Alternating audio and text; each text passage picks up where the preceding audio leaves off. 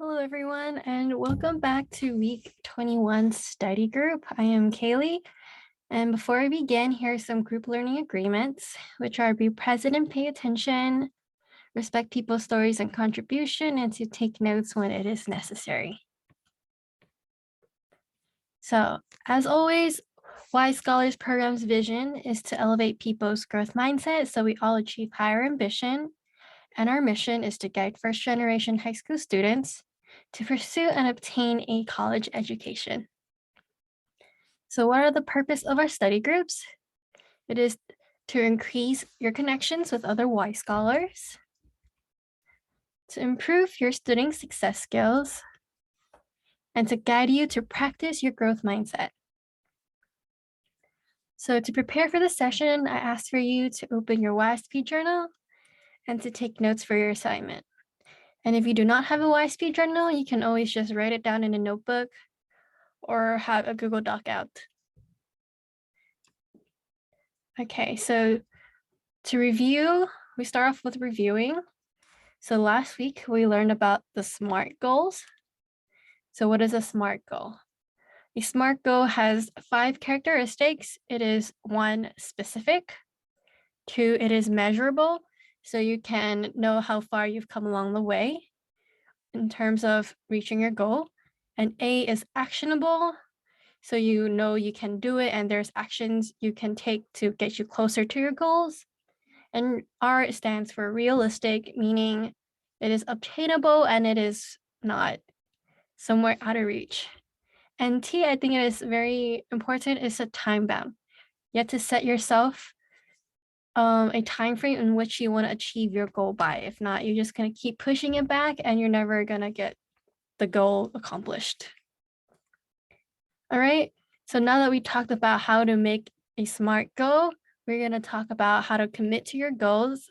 And last week we said visualizing your victory will help you commit to your goal more, right? So if you daydream about something, it's more likely to happen because you already feel you feel and you know the ending to this, and you know your parents would be proud. You're gonna be proud of yourself. You can write in your essays, right? Whatever your goal is. And then the second one is to name obstacles, because more often than not, what's stopping you from committing to your goal and achieving your goal are your obstacles, right? So by naming your obstacles, you will be able to know what is coming up ahead of you and you know how to tackle it. Or even if you don't know how to tackle it at that moment, you already knew it, you already saw it coming and it's not something unexpected. So that way you're better prepared and you are more likely to commit to your goals because it's less likely that you'll be defeated by these obstacles. And the third one is add to actions. So if you list like tiny micro tasks that can help you commit to your goal, it will make it more likely for you to commit to your goal and be more achievable, right? Because all these little actions are measurable, and with each action done, you're one step closer to your goals. So for example, you want to ace your math exam, right? So some add to actions would be, I will study an hour every day on math, right? That's an add to action. Another add to action could be, I will ask the teacher for help when I am lost. A third one could be, I will stay after school for tutoring 30 minutes every day, right? So these are all the add to actions that you can put or write down when you are trying to commit to your goals. All right, so today's main session is talking about serendipity, and we'll be creating space for serendipity. So our session will be successful if we understand what serendipity is, and we learn how to increase our serendipity mindset. So to start off, what is your definition of serendipity? Please write down what you think the definition is in your Google Docs or your YSP journal.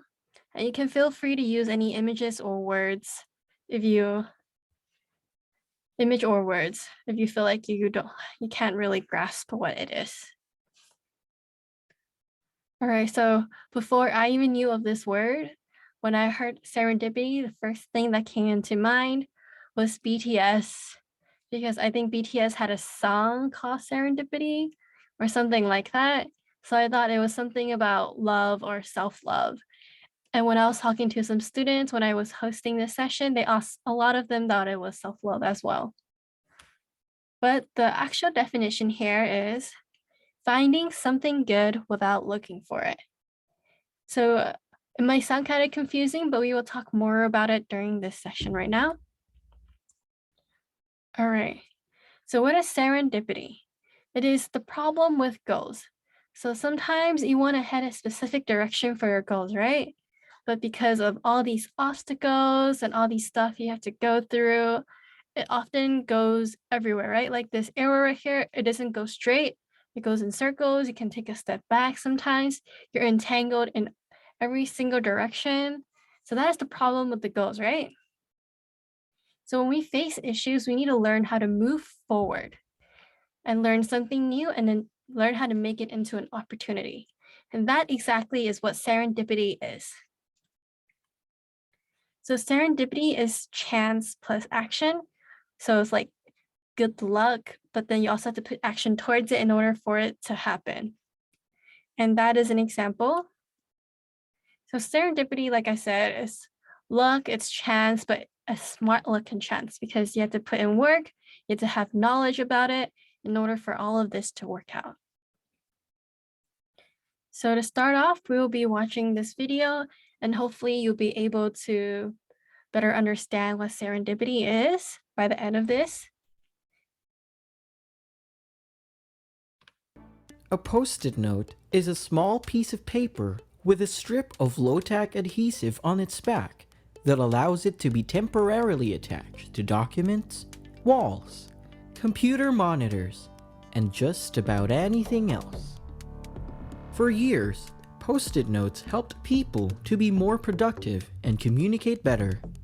But little did we know that this small piece of paper had its own struggles before making its way as we know it today. Here's how it all began.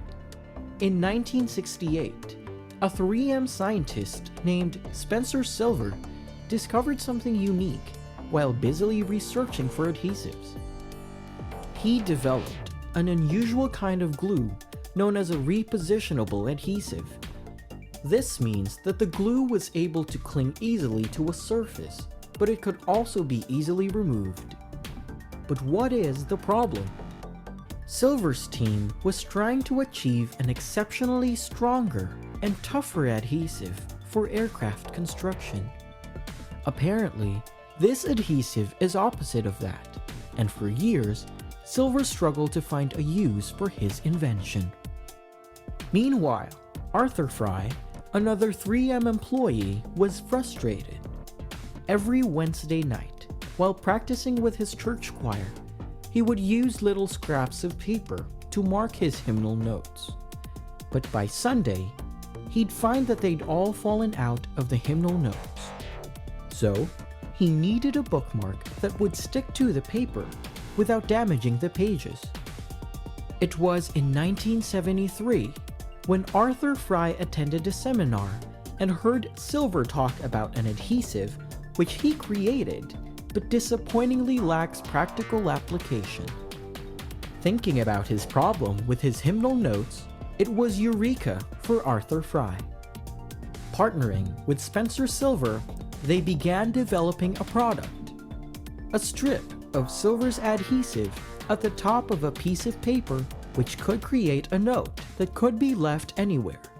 Hence, the birth of a 3-inch small square canary yellow paper. They thought that what they had is not just a bookmark for Fry's hymnal notes, but a whole new way to communicate. The notes became an overnight success. Person by person, sticky notes slowly took over the 3M offices. People in the office would leave messages for their colleagues in a silent demonstration of the sticky note's usefulness. Post-it note is a product nobody thought they needed, until they did. Enjoyed this video? Make sure to hit that like button. All right. I hope y'all enjoyed that video. Oh no.